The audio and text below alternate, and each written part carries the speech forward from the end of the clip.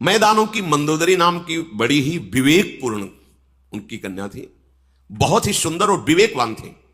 विवेकवान होना बहुत कठिन होता है। परम सुंदरी रावण ने मैदानों को आदेश किया, अपनी कन्या से मेरा ये सौभाग्य। जगह जगह पर सावधान करती, प्रीतम आप गलत कर रहे हैं, बार बार वो मानता नहीं था। मंदोदरी बहुत ही ज्ञानवान थी, बहुत ही ज्ञानवान थी।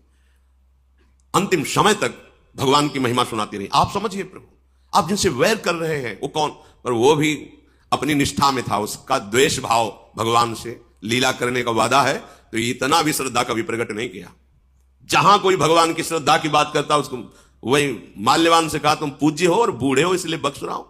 बस भाव तो हमें लगता है कि जो भाव अपने को दे भगवान उसमें बिल्कुल निष्ठा युक्त हो जाना चाहिए। द्वेष भाव से भजा तो ऐसा भजा कि कहीं कलंक नहीं लगने दिया द्वेष भाव में। पूरा का पूरा जीवन भगवान के चिंतन में, पर द्वेष भाव से। अब विवाह हो गया, पता चला कि महाराज कुबेर राजाधिराज लंकापुरी में विराजमान है। द्वेष था ही पिता के ही हृदय में, तो पहला काम किया लंकापुरी पर चढ़ाई की, जो कुबेर की राजधानी थी।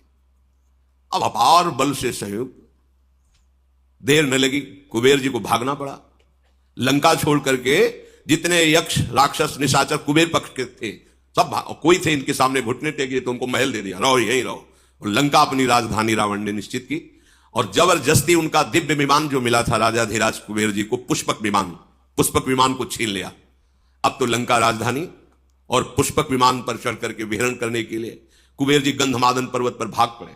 ब्रह्मा जी से स्तवन किया। ब्रह्मा जी ने कहा कि किसी की सामर्थ्य नहीं है, इसे कोई अब त्रास कर सके किसी के साथ। एक तो महाबली वैसे ही, दूसरा वरदान प्राप्त किए हुए, समय व्यतीत करो।